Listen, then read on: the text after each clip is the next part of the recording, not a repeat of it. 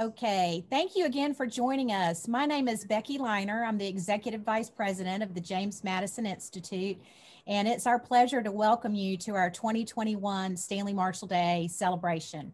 We have a couple of great guests with us tonight. I think you're really going to enjoy the program. Before we get started, just a couple of housekeeping items. I want to point out that there's a Q&A function on your screen.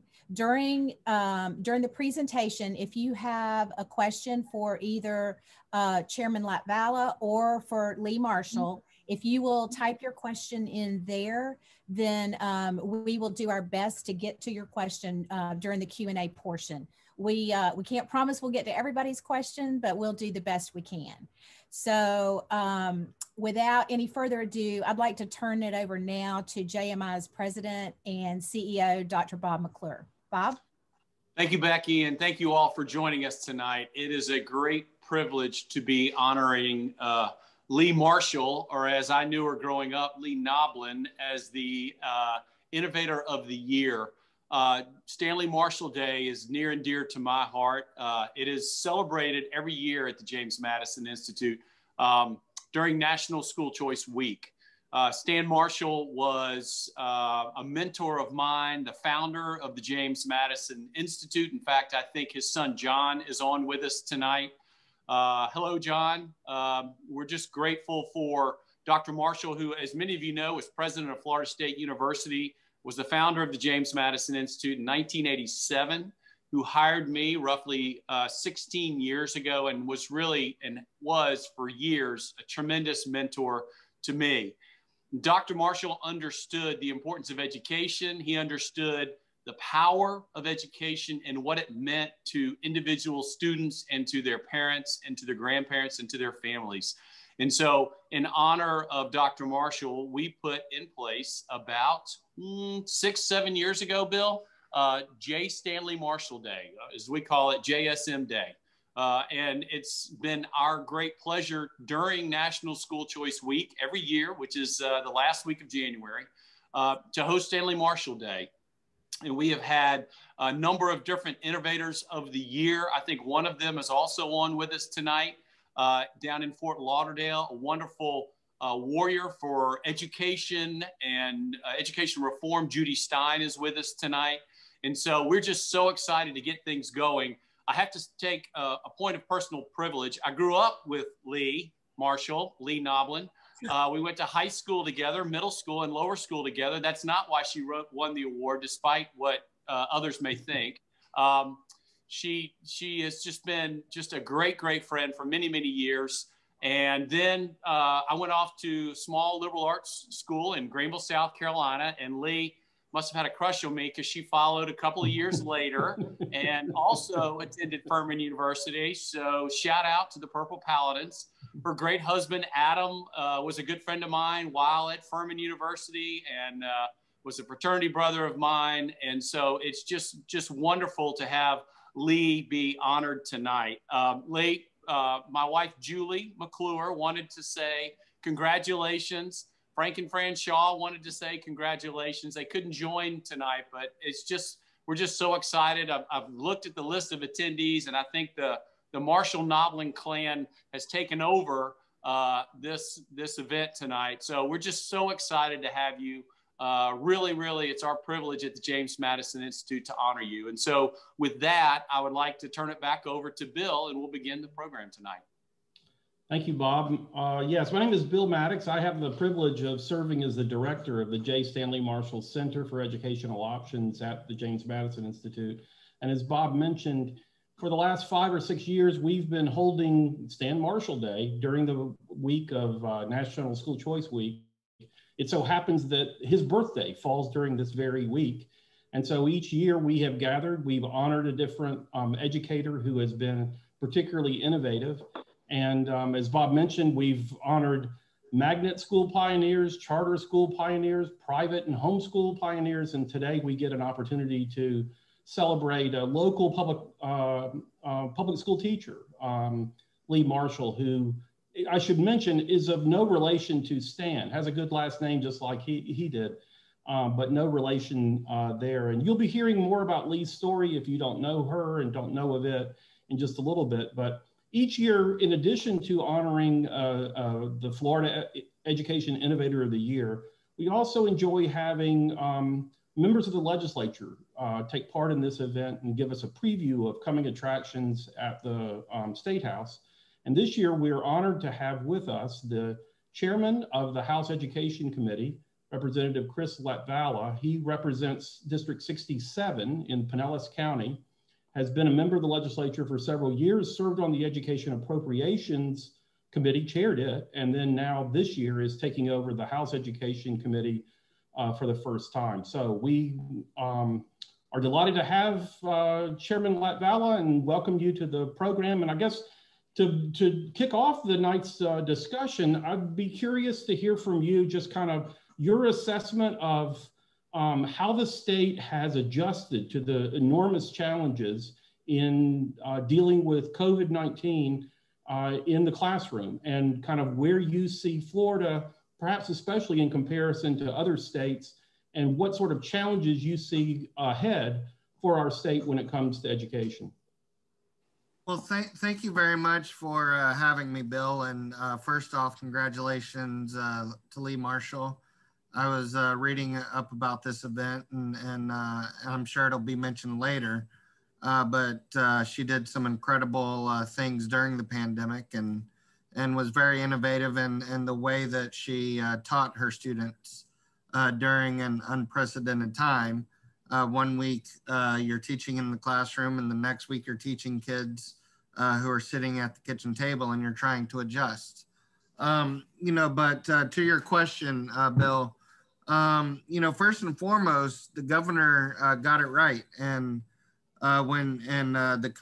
Commissioner Corcoran, when they were adamant about opening schools, and they faced opposition to that, and there are still places around the country that where the schoolhouses are shut, and teacher unions are refusing to go back to school. And there are some major teacher unions who, demanded to be vaccinated, to have their teachers vaccinated, and they were vaccinated, and now they still don't want to go back to school. Now they're demanding that the kids be vaccinated before they go back to school. But health experts that I've talked to and superintendents that I've talked to have said one of the safest places for kids to be at is in school. And because they have teachers like Miss Marshall and others who will yell at them about keeping their mask on, and yell at them about socially distancing, and will really follow those safety protocols to prevent the spread. And whereas if they're just home all day, running around their neighborhood, being with their friends in their neighborhood, there's really nobody there to watch and to yell at them for not having their masks on and things like that. And so that's really the first, big thing, is that Florida was adamant about opening our schools because there's great learning loss when schools are closed, especially with students that started the pandemic a little behind, and they just keep falling further and further behind. So I know one of the implications of the pandemic, and this has certainly been true nationwide, even here in Florida, though we have been more open than most states, and that is that with the loss of business activity and the loss then of tax dollars, states are having to find places to trim costs and to cut back and to make changes so that they can balance budgets, something that unfortunately the federal government doesn't have to contend with. But I'm curious to know what the kind of revenue situation here in Florida, how that's likely to affect the consideration of education policy in this session and going forward. Well, there's going to be between a $2 and $3 billion shortfall in the budget. And as long as Chris Sprowls is the Speaker of the House, as long as they're Republican control in the Senate, and as long as Ron DeSantis is governor, we're not going to be raising taxes. And so that's completely off the books. But I think there are other things that certainly will be considered. But, you know, when it comes to education policy, you know, we're certainly going to be pro-school choice. You know, it's no secret that the Florida House, under the Speaker's leadership and under previous Speaker's leadership, has been very pro-school choice. And sorry, I have a weird light in my Capitol office that whenever I don't move, it shuts off. So I apologize about that. No problem. But we're very pro-school choice. And we're going to continue to do that, pandemic or not. And so, but you know, there's going to be painful cuts to the budget. And, you know, and I don't think that there's necessarily going to be any parts of the budget that will be unscathed, unfortunately. You know, and one thing that's impacting the budget is the Medicaid is increasing without us even expanding Medicaid. It increased by, I believe, 19% last year during the pandemic, which is over $1 billion. So all the people that, you know, scream at us for not expanding Medicaid, Medicaid kind of expands on its own. And even without us doing anything, there's $1 billion hit that we have to cover in the budget. And so, you know, we're still going to continue to govern in a fiscally conservative manner. So I'm glad that you made reference to school choice, obviously, since this is National School Choice Week, since we're honoring Stan Marshall, who was a real pioneer in getting a lot of the K-12 school choice programs off the ground. That's fitting, and I want to ask a follow-up question related to that. I also probably should make a point here that should be obvious to everyone, but if it's not, I want to underscore that, and that is, when we talk about school choice, public schools are among the choices that we think families ought to consider. We're honoring a teacher tonight who has distinguished herself in the public school classroom. Dr. Marshall himself was the president of a public university. So people who are pro-school choice are not in any way against public education as it's traditionally been considered. We're really interested in expanding the definition of public education to include any and all forms of education that members of the public might enjoy, that might be best for their students. So on the school choice front, I noticed that last week, Senator Manny Diaz from down in South Florida introduced a very interesting proposal that's created quite a stir that would consolidate 5 scholarship programs into 2 and simplify the process really for families who want to take advantage of some type of scholarship program, and would also at the same time make those scholarships a little bit more flexible so that they can use them in even more creative ways. I'm curious to know, no companion bill to my knowledge has been introduced yet in the House. And so I'm just curious to know whether you anticipate some sort of companion legislation being considered in your House, and what sort of hearing you think it might get among your committee members. Well, that's a great question. And Senator Diaz is somebody that I have tremendous respect for. We served together in the House. He's a friend of mine. And but we're giving his proposal consideration. And I can tell you that the House will have a school choice bill. You know, I don't know what it's exactly going to look like in comparison to the proposal the senator set forth. But I think that, you know, we're going to continue to move the ball down the field as it relates to school choice under Speaker Sprouse, both this year and next. And can you give us a sense of whether you expect the school choice bill that comes out of the House to be markedly different from what has been introduced in the Senate, or pretty much in line with, but with some a few small differences? Give us a sense of kind of what to expect there. Yeah, we're still looking at it, and you know, I would say that I would be surprised if what ultimately passes is the Senate bill. But you know, there's, you know, politics is the art of compromise. And, you know, we're certainly in favor of expanding school choice.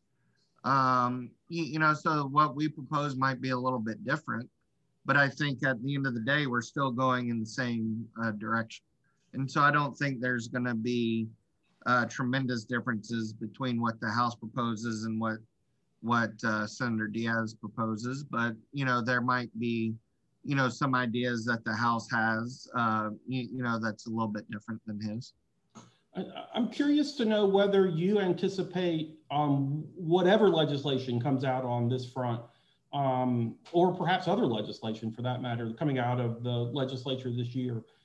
If some of the unique situations that we saw arise here during the pandemic will be in any way addressed. And so I'm thinking here of families that decided at some point to say, gosh, we're going to partner with 3 or 4 other families and create what some have called pandemic learning pods. And in a certain sense, kind of do a variation of homeschooling or hybrid schooling and kind of create yet another form of DIY education. Will families of that kind be addressed in legislation, and will encouragement be given to those who want to continue in that vein to be able to do so? And then I'm also thinking about a lot of a problem that I've heard that has arisen is a lot of private school families that had formerly had the ability to afford their, you know, tuition cost have, because of a loss of income, been thrown into a situation where they can no longer afford their tuition, are now looking at being added to the public school rolls, and, you know, having the taxpayers in a certain sense on the hook for that. And I wonder whether the requirement that you must be a prior public school attendee will continue with some of the choice programs where it still exists. Yeah, the prior being an attendee of a prior public school is certainly something that's being looked at. And to your other question, with the hybrids and the pod model, that is also something that the House is looking at. I'm not at a point where I can announce anything or guarantee anything, but that's something that's being looked at. So in some ways, this relates to a phenomenon that I know Governor DeSantis has referenced, and I'm curious to get your take on, and that is, Governor DeSantis has talked about running into people when he's been out speaking and kind of traveling the state who have told him that they actually moved to Florida because they saw that we were opening schools and they were in states where they had lost confidence in their local education establishment and didn't know when schools might open or whether or not the schools were going to be up to the challenge, and decided to move here. And so I'm just curious to know whether you think this is whether you've encountered any such families yourself, and whether you think this is a common phenomenon, and whether there may even be merit in us beginning to think increasingly of education as a magnet for drawing not just businesses, because we've traditionally recruited businesses by saying, hey, we've got good schools here, you ought to come to Florida. But now in a post-pandemic world where more and more people are working remotely, where our school policies, our education policies, our school choice policies even would attract people that are education minded to our state and cause a lot of families with children who really care about the quality of education to say, I want to live in Florida. That's where they have the broadest array of options and where I can get the kind of education that I want. Is there an opportunity here for our state? Yeah, that is a wonderful point. And I was searching for a pen to write that on my pad. You know, one of the things that the pandemic has shown, particularly in Democratic run cities and states, is that if you're a small business owner, the government can just decide that you no longer exist, and you literally have you no longer have a fighting chance. While the grocery store next door to you or the the Walmart next door to you continues to thrive, or, you know, the Amazon or other e-commerce companies, you know, continue to make hand over fists. But as a small mom and pop store, you're deemed non-essential.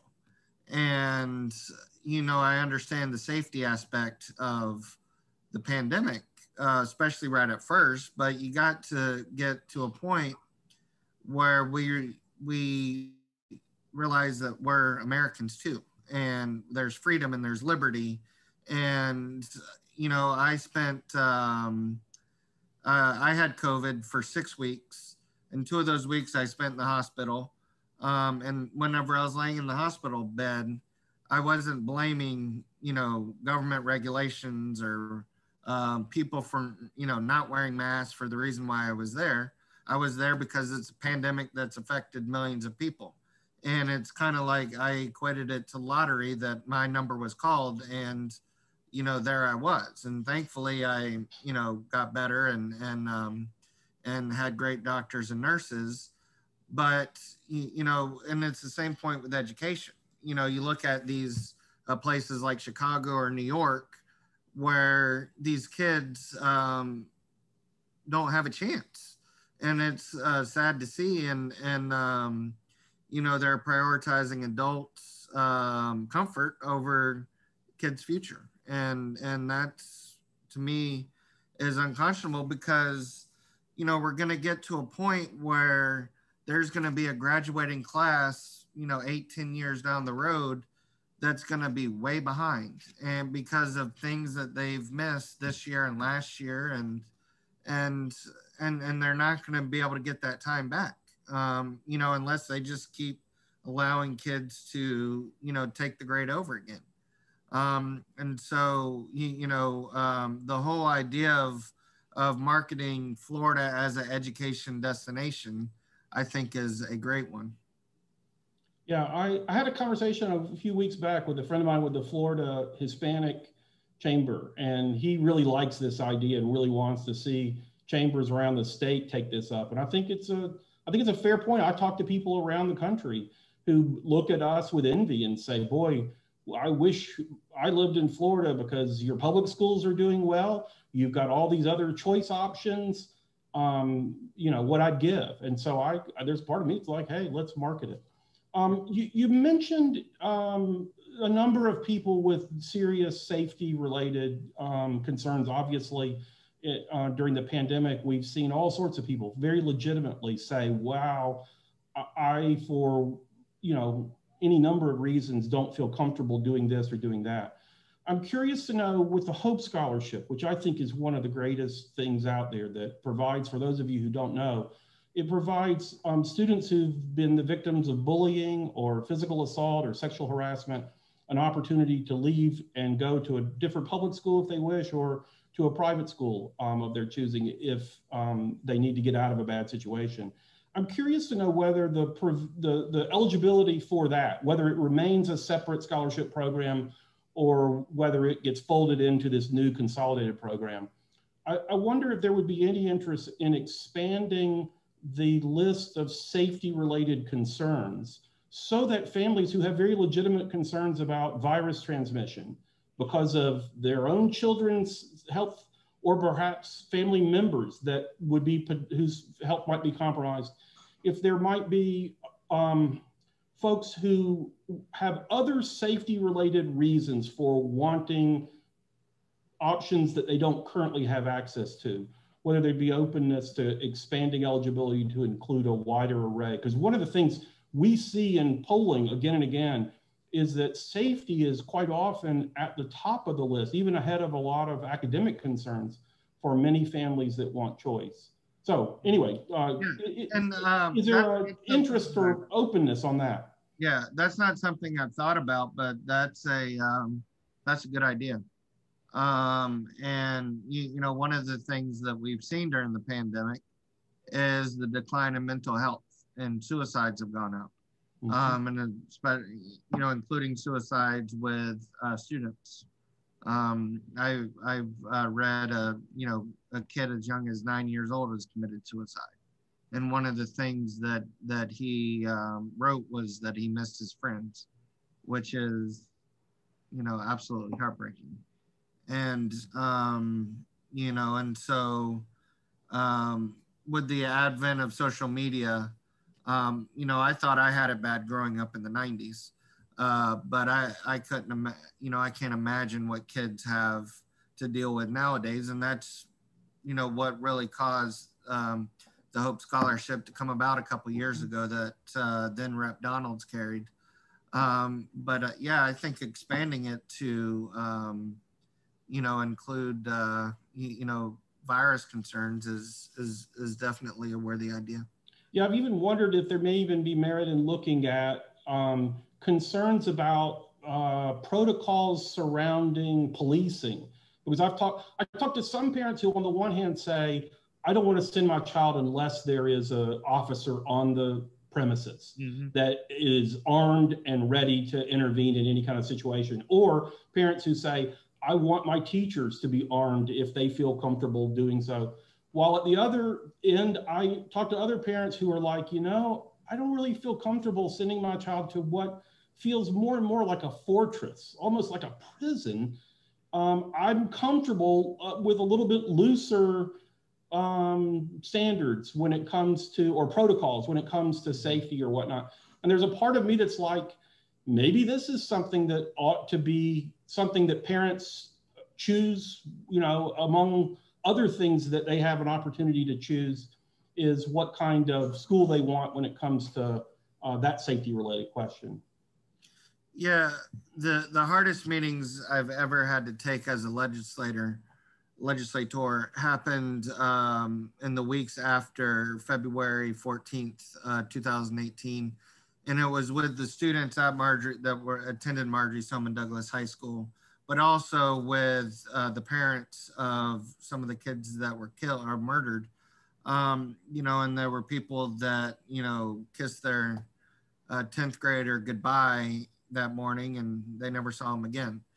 And their parents that I still talk to, and you know, pretty much some of them I talk to every few weeks, you know, because they're still, and I'm in awe of their activism. You know, frankly, both on the right side of the aisle, whether it's you know, Ryan Petty or Andy Pollock, or some of the parents that you know, are on the other side of the aisle, pushing for more gun safety, you know, regulations and gun safety in school and school security and so forth. I'm in awe of how they turned their personal tragedy into, you know, just unwielding dedication to transform our system and make sure that what happened to their kid doesn't happen to somebody else's kid. And so, you know, I would personally have a hard time doing anything that decreases the security in our schools, because I think the safest way to protect kids in a school is a trained officer or a trained guardian with a gun. You know, I think that, you know, if there's a parent that didn't want to put their kid in that circumstance, there are other options.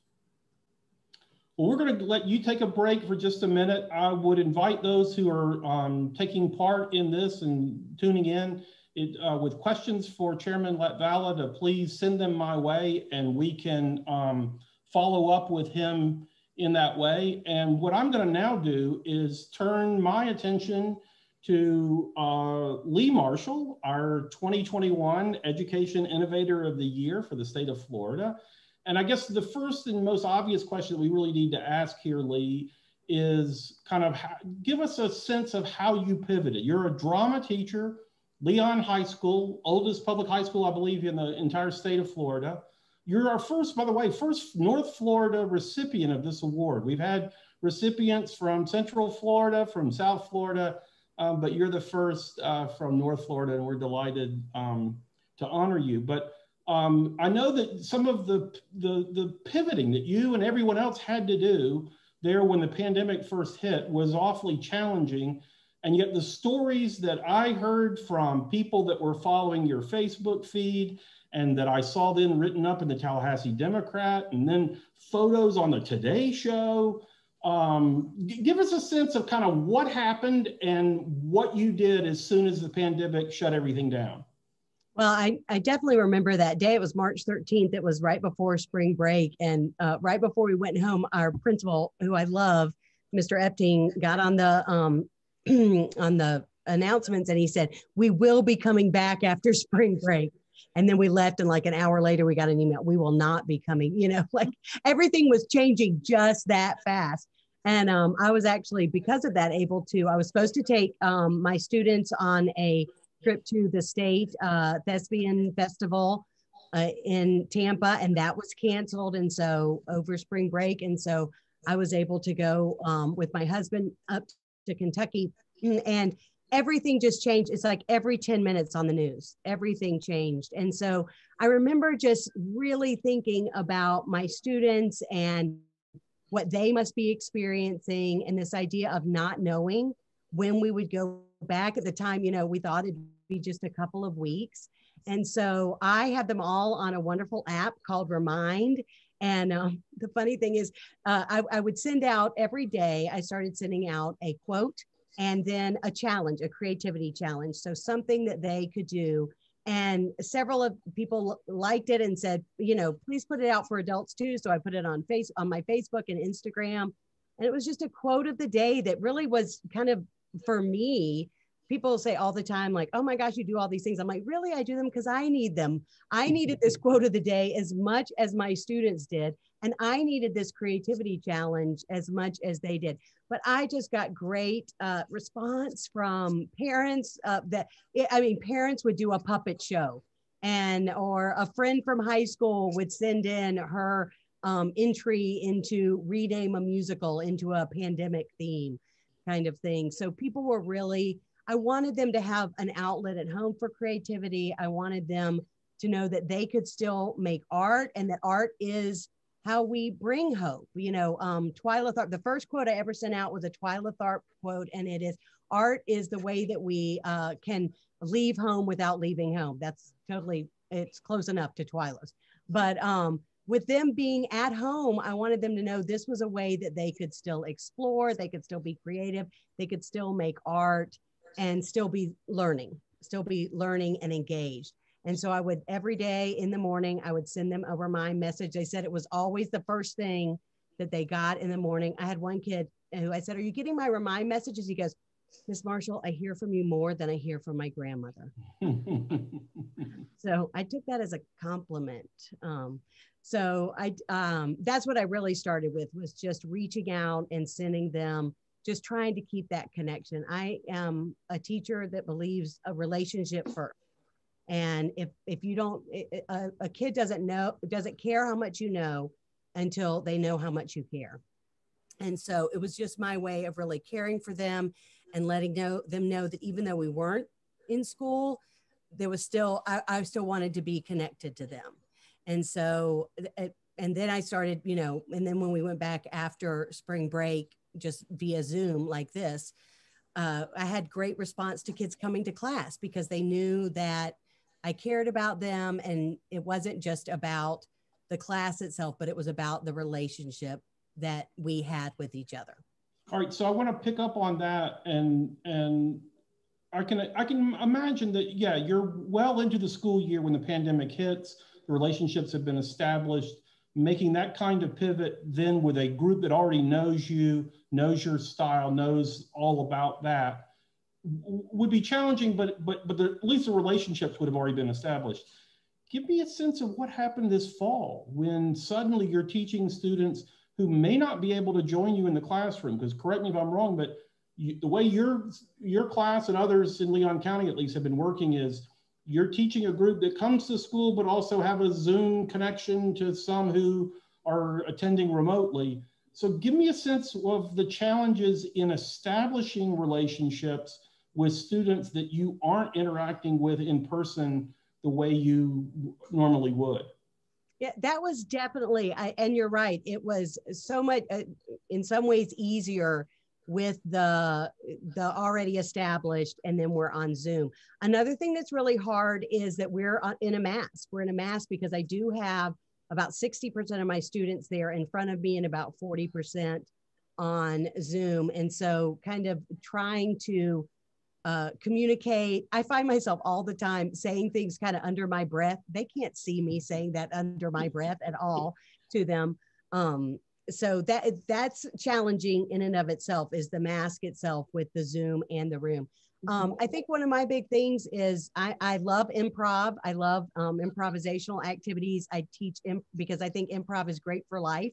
And so the first rule of improv is yes, and yes, accept whatever your partner has given you, which my partner gave me a pandemic this year and gave me kids in this room and Zoom. Accept that.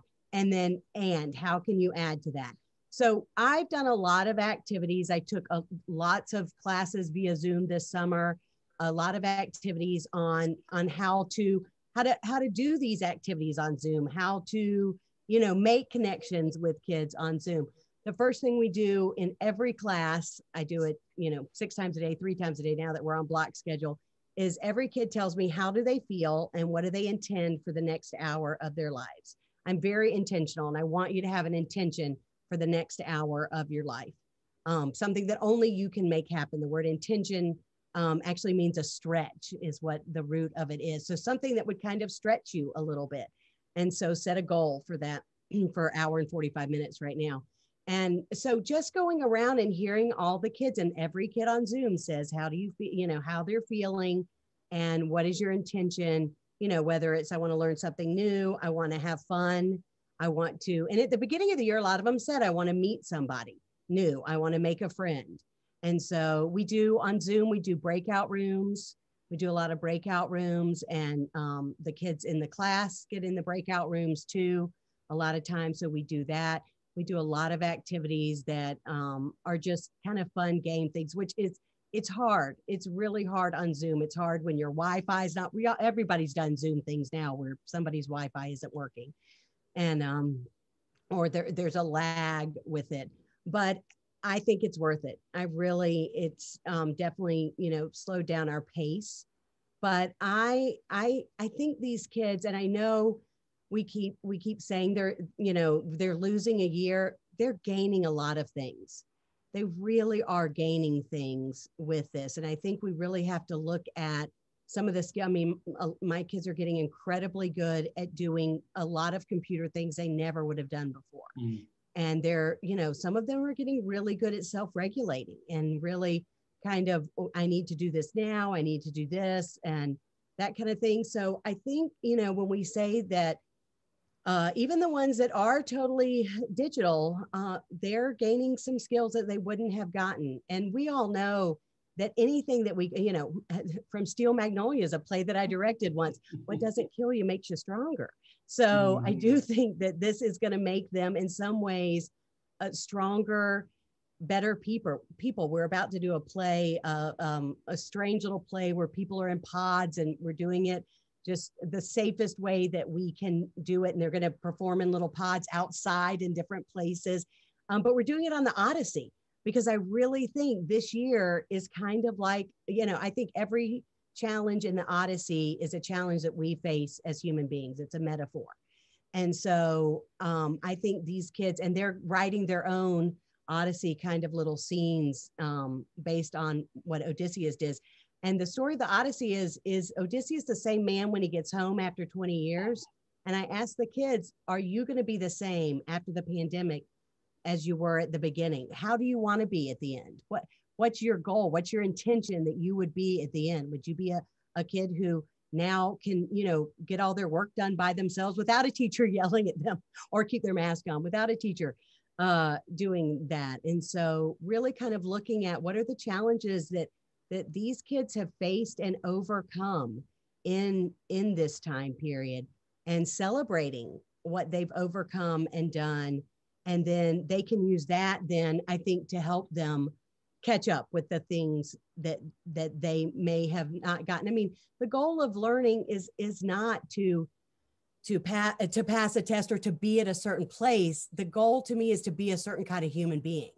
And so that, you know, we can work on those skills right now, on them becoming those certain kind of human beings, a lifelong learner. And so if we can turn out kids that are lifelong learners, you know, that's really the goal. And I think that can be done, you know, however we're teaching, again, if we accept it and we really kind of look again at the way that we're teaching and teach different ways to fit this time, even though it is it's the hardest teaching I've ever done. It really is. Yeah, it's interesting that when you mentioned intentionality, I was reminded of the fact that for those of you who aren't familiar with Lea and some of her teaching methods, though she is in the arts, a drama teacher, very, very creative, has this really powerful mission statement for the drama department, has a yearly theme that the students buy in on. And so there's a little a structure to this that's very common in kind of the business world and in other settings that people might be surprised to find in an arts department. But I think it speaks to the degree of thought and intentionality that you bring to the classroom. Hey, Bill, can I ask a follow-up question real quick to that very thing? Lea, there's a great quote that says, good teaching is 3/4 art and 1/4 science, right?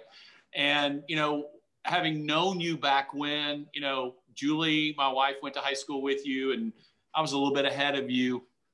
Where did you get that hunger, that kind of desire to be so creative with these kids? You've taught lower school, middle school, high school, you've taught all ages, and each are different. And then you combine that with each child is different. And now in the pandemic, you're 60-40 in person versus Zoom.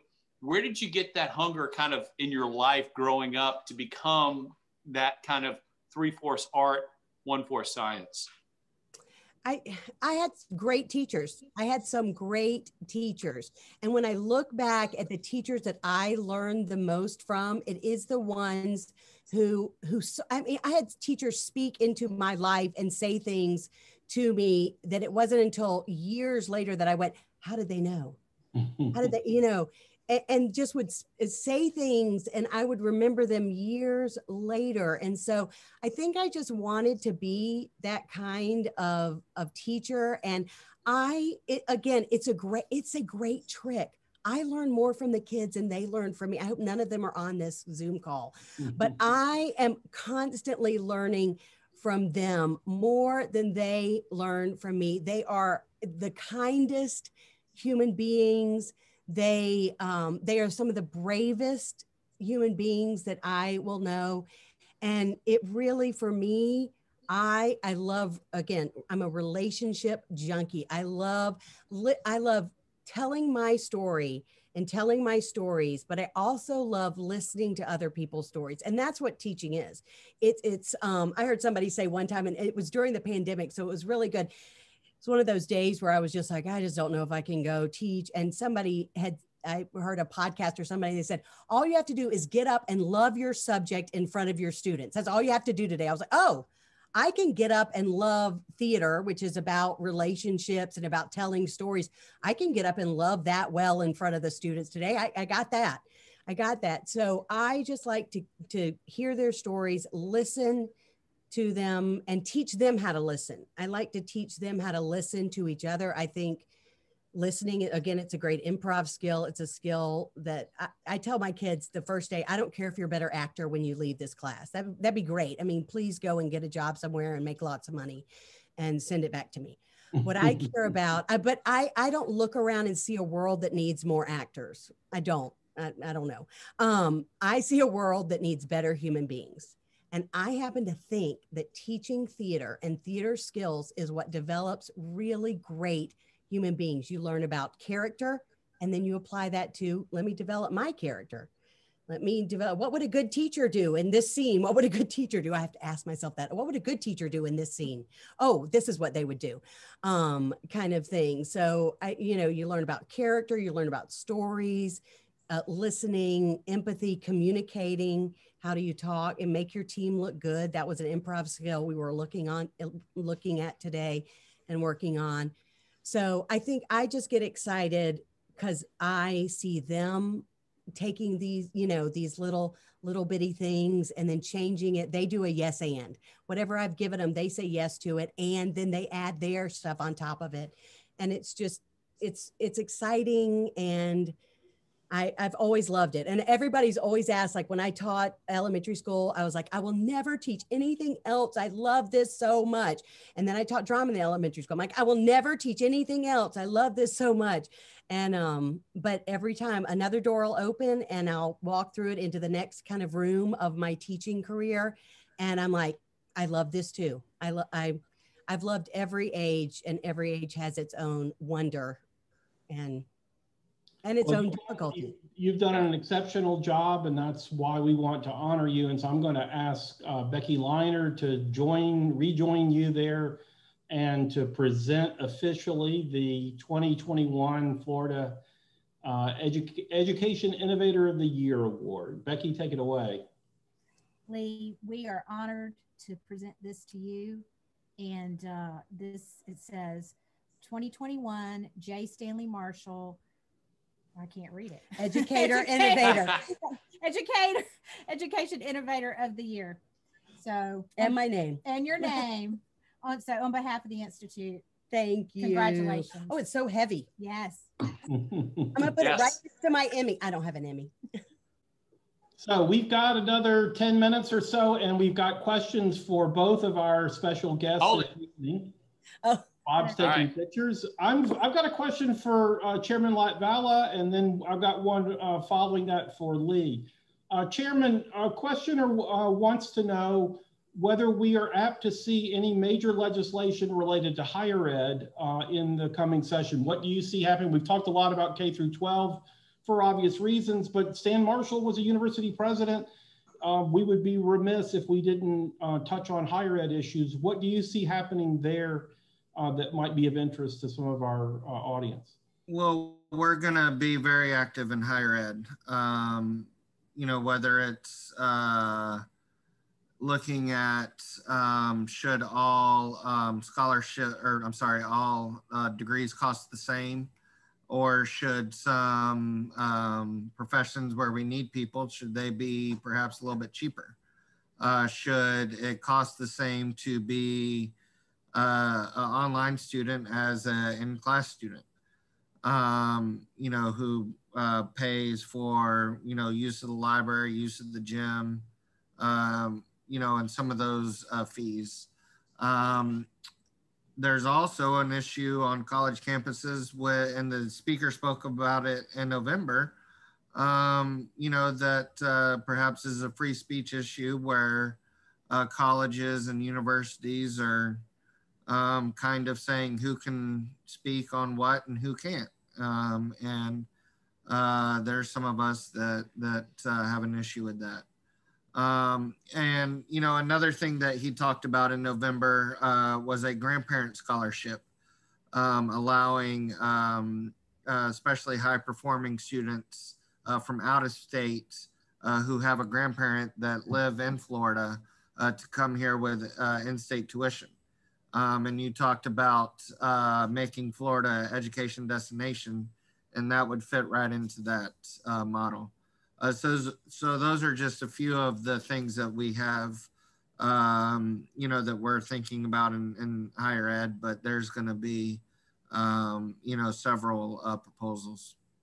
Oh, that sounds great. Yeah, we're very interested in the campus free speech issue in particular. We're glad to hear you reference that. Dr. Marshall, while he was at FSU, became a real leader in finding ways to promote constructive dialogue, civil discourse on campus, let all voices be heard, but do so in a way that's constructive and that doesn't lead to violence and all of that. And universities and colleges and places of higher learning should be where students are challenged. Yeah. And they should be challenged by speakers from all sides and all different ideas.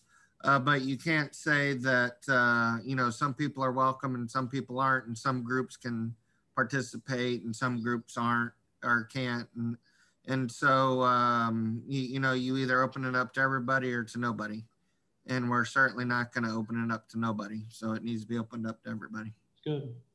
Yeah, we're intrigued as well by a proposal that Senator Rodriguez, I know, has introduced in the other body, one that he had previously introduced in the House, that calls for universities to survey the students and faculty every year and kind of assess the campus culture and whether there's a lot of self-censorship taking place, because we've seen elsewhere that that's a serious problem because of the rising threat of cancel culture. And we think that would be something that would be very constructive for us to know, and that that here again, that this is not something to fear, but really something we should embrace, because I believe there's a real opportunity for our state to distinguish itself and to become known as the place where, if you want a high quality, no holds barred, freewheeling education at relatively low cost, here's the place to come, where you're not going to face indoctrination, but you're going to get to hear all points of view and to come away truly educated. So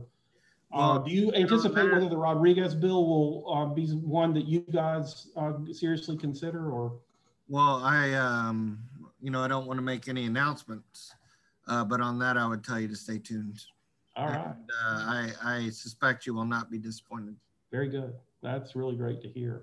All right, we're going to hope to squeeze in another question for the chairman in just a minute. Let me ask Lea, really interesting question that came in from one of our respondents, and they were saying, give us a sense of how different types of students have responded to the pandemic. Are there students that you have found more challenging in this environment than they previously had been? And perhaps conversely, and perhaps especially, are there students that have in some way been easier to deal with, or that you have seen in some strange way actually do better under these kind of strange conditions than they were doing previously? I will say the mute function is very fun on Zoom. I would say I probably have 2 or 3 students, and they would be more my upper level theater students, that are doing well. Now they're doing well at school stuff, but they're also not, but there are also some things, they're missing, I think, socially, but they are, keeping up really well, and they enjoy being at home. And so, but I teach close to 200 students, so that's not a huge percentage. There are definitely students that are not connecting. They are not, they're not turning on their computer at all. They're not getting on Zoom. They are not, those are the ones that it's just really hard to, again, make that connection with. If I get you on Zoom and I get you involved and I get you speaking and participating, and you meet somebody in the class, or even in the class, if you meet somebody, then we can make this work. We can get something done. And it's the ones that aren't connecting.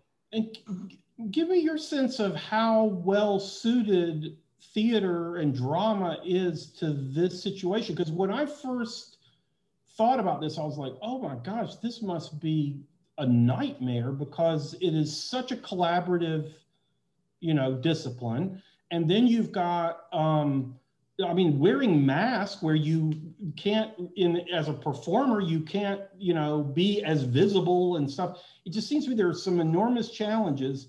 But when I spoke with you a few weeks ago, you said, actually, you'd be surprised at how well some of this is going. So help me understand some of the things that I might not expect to find that you have found have actually worked well in theater that may have been less of a challenge for you than for some of your colleagues. Yeah, it's a mixed bag. There are definitely not being able to perform. These kids that love being up on stage and love being in a scene with somebody and that kind of thing, and the facial expressions and all that. We've missed that.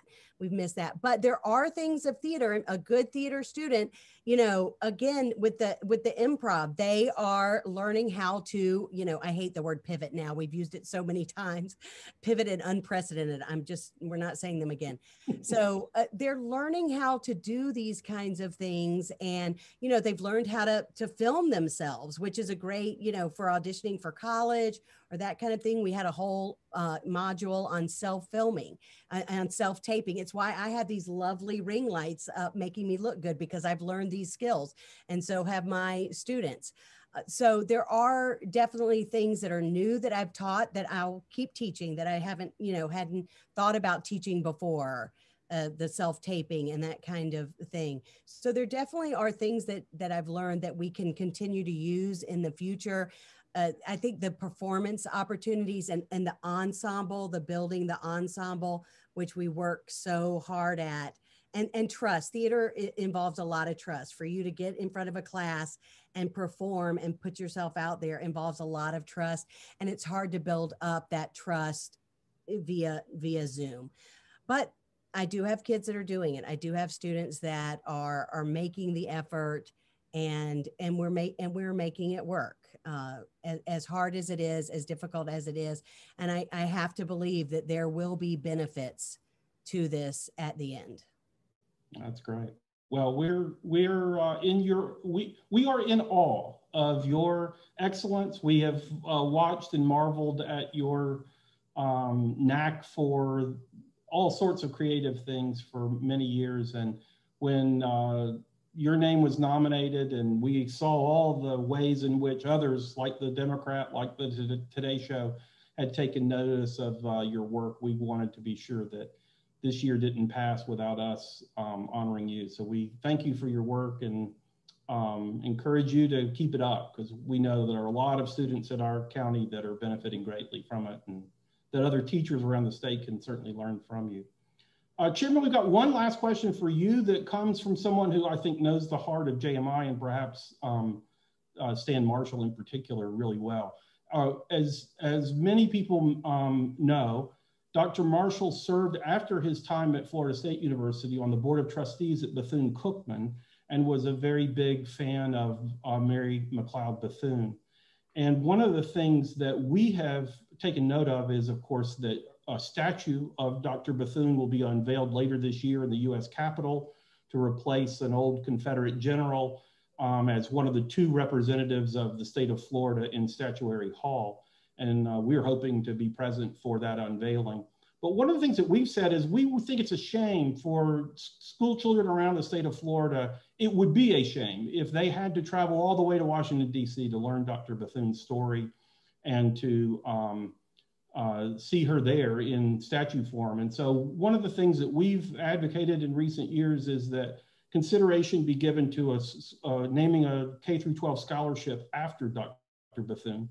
And so I'm just curious to know whether that is something that at least could be entertained, especially if there's talk of a consolidated scholarship coming out, that perhaps her name might be attached to it. Is that something that at least wouldn't be ruled out tonight as you look ahead to the upcoming session? You're on mute. I apologize. No problem. She's definitely worthy of honor. And she's somebody who students need to learn about, particularly minority students. And she's somebody that they can look up to and,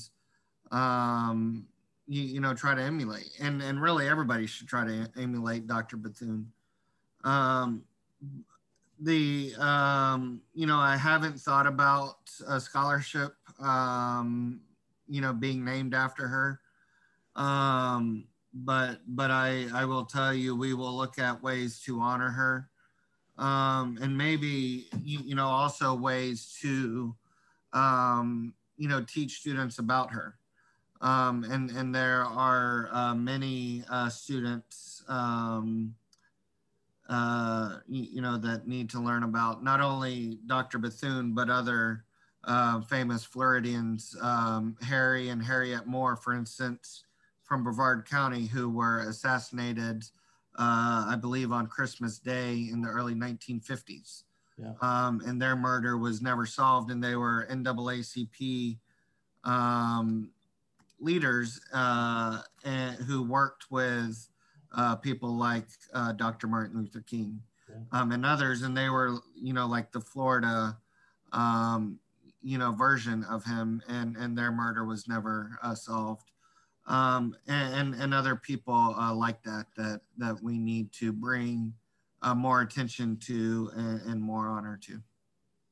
Well, thank you for that and for giving us an hour of your time. I know this is a really busy time of year for you and that you've got a lot on your plate, and we really appreciate you giving us time and taking part in this celebration of Stan Marshall and his legacy and celebration of Lea Marshall and all of her good work in the classroom. So with that, I'm going to turn it over to Bob to give us closing words, and we'll be out of here.